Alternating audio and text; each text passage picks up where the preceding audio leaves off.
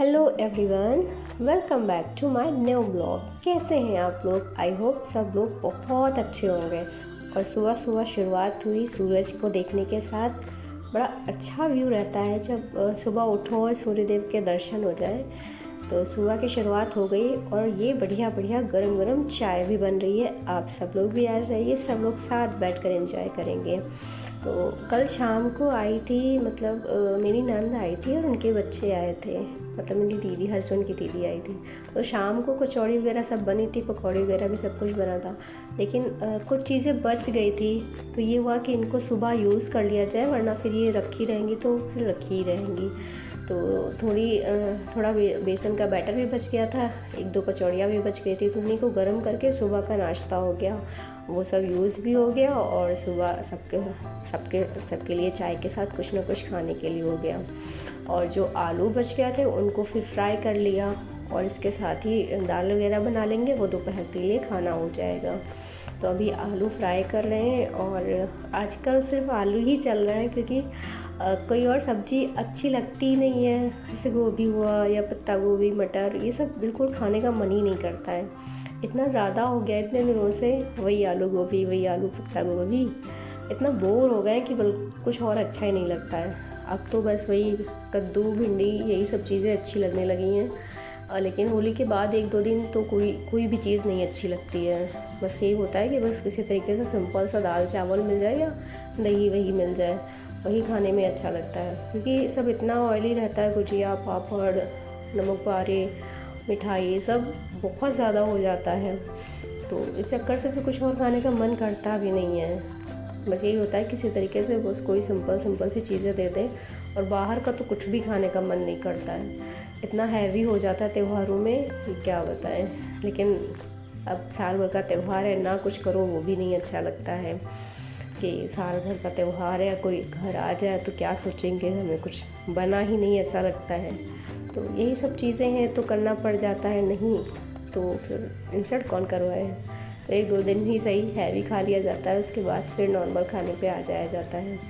ये सब किचन के काम निपटाने के बाद फिर रूम में जाएंगे और रूम में पहुंचते ही सबसे पहला काम बिस्तर क्लीन करना। होली पर न्यू बेडशीट यूज़ करी है, उसके बाद वो पुरानी वाली फट गई थी तो इस चक्कर से उसको हटा दिया। अब ये नई बेडशीट रोज़ देखो बड़ी अच्छी लगती है। और ये मतलब बेड नहीं है, तखत है ना, तो इस पर गद्दे पूरा स्लिप करते हैं, तो इसके चलते सुबह शाम दोनों टाइम पूरा बिस्तर पूरी तरीके से सही करना पड़ता है, वरना वो गद्दा कहीं और रहता है और जो चादर वगैरह होती है वो कहीं और ही पड़ी होती है। और ये पिंक कलर तो मेरे घर में सभी का फेवरेट है, स्पेशली मेरा फेवरेट है।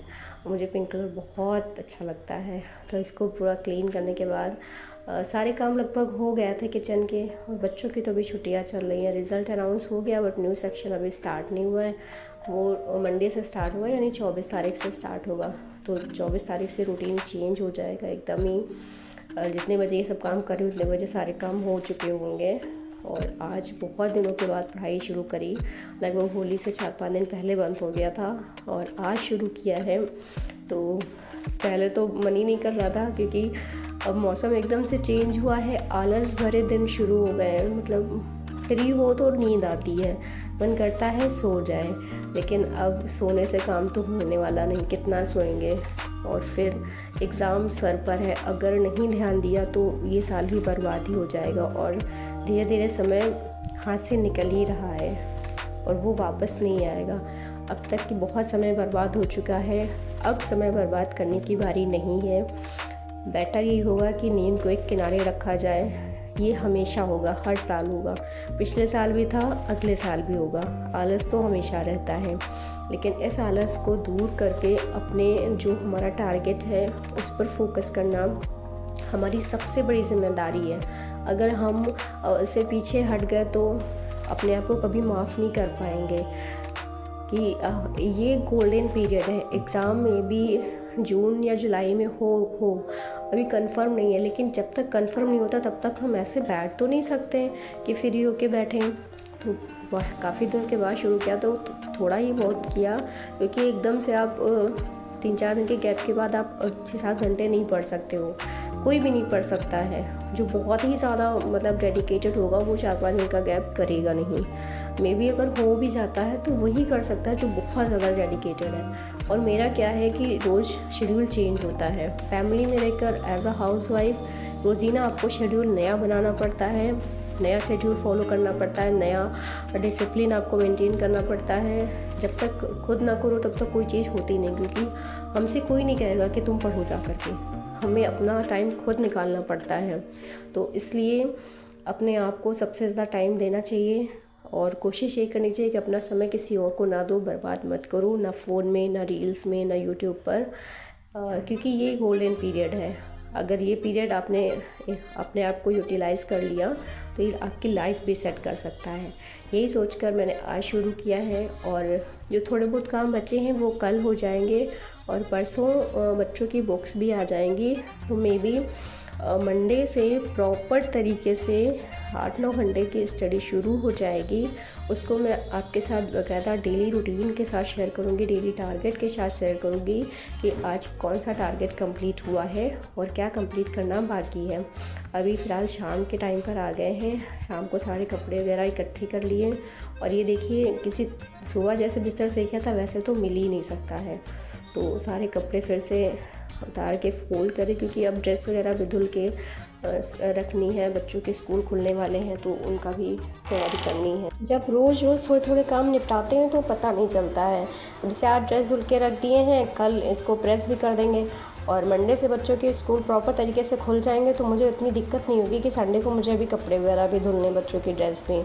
तो इधर अभी शाम के बर्तन, दोपहर के बर्तन इकट्ठे हुए थे, फिर उनको भी धुल के रख दिया क्योंकि अब लगभग 4:30 बज गया है और शाम को बच्चों को दूध वगैरह भी देंगे और उसके बाद फिर 1-2 घंटे रेस्ट करके 6-7 बजे से खाना वगैरह बनाने लगेंगे।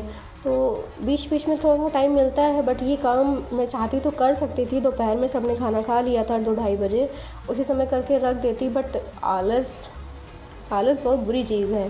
किसी ने सच ही कहा था कि आलस मनुष्य की देह में रहने वाला सबसे बड़ा शत्रु है। तो वो बिल्कुल सही बात है। हम जितना आलस करते हैं हम उतना ही पीछे होते जाते हैं और हमारा टाइम जो बर्बाद होता है वो फिर कभी वापस नहीं आता। अब ये काम जो मैं अभी कर रही हूँ, ये सारे काम मैं कर सकती थी दोपहर में ही, बट नहीं किया। क्यों? आलस था, अरे चलो भी कर लूँगी। लेकिन बिल्कुल आलस नहीं करना चाहिए हमें, और वो हमारा बहुत नुकसान करता है। तो इसीलिए सब काम छोड़ करके मैं बिल्कुल टाइम टू टाइम सारे काम निपटा दूँगी और उसके बाद प्रॉपर तरीके से अपनी पढ़ाई करने बैठ जाऊँगी। अभी लगभग वही 4:30-4:45 बज रहा है और पूरा घर झाड़ू किया, पूरे घर में झाड़ू लगाई, सारे कपड़े इकट्ठा करे, बर्तन धुले। इतना थक गई थी कि मन कर रहा था फिर से सो जाए, लेकिन हमने कहा यार अभी तो उठे हैं, फिर से सो जाएंगे तो फिर हो गया काम। तो सारे बर्तन वगैरह धुल के, किचन वगैरह पूरा क्लीन करके और फिर बच्चों को दूध देना है, दूध दे करके थोड़ी देर रेस्ट करूँगी और उसके बाद फिर मैं बैठ जाऊँगी अपनी पढ़ाई करने के लिए।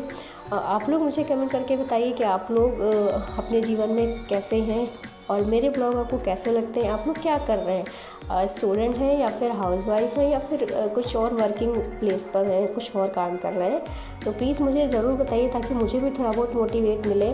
और जो भी आपको काम लगता है कि ये आपसे होगा और आप उसके लिए बने हो, उस काम को ज़रूर करिए, क्योंकि कोई भी हो, जब आप मुसीबत में होते हो ना तो कोई आपके साथ खड़ा नहीं होता। सिर्फ आप ही ऐसे हो जो अपनी मुसीबत को खुद लड़ते हो।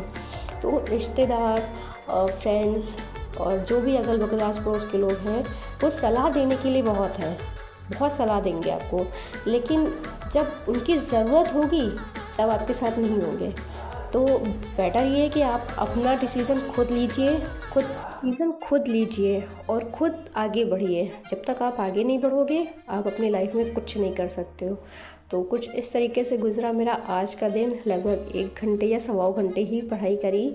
बहुत पीछे हो गए हैं, ऐसा नहीं करना चाहिए, बट हाँ मुझे ये ज़रूर कॉन्फिडेंस हो गया कि मैंने शुरुआत कर दी है और जो होगा देखा जाएगा। हमें अपना 100% देना है, आगे जो भी होगा वो मंजूर होगा। तो सारे काम करके मैं मुँह हाथ धुल के रूम में आ गई थी। इतना थक गए थे कि पहले 1 गिलास पानी पिया, फिर बाल वगैरह सही करेंगे, फिर चले जाएंगे किचन में कुछ काम करने के लिए। मिलते हैं आपसे एक और नए खूबसूरत से ब्लॉग में। तब तक ये अपना और अपनी फैमिली सबका ख्याल रखिए। Bye bye, take care. और मेरे ब्लॉग कैसे लगे आपको प्लीज़ मुझे कमेंट करके ज़रूर बताइए। मिलती हूँ आपसे एक और नए ब्लॉग में।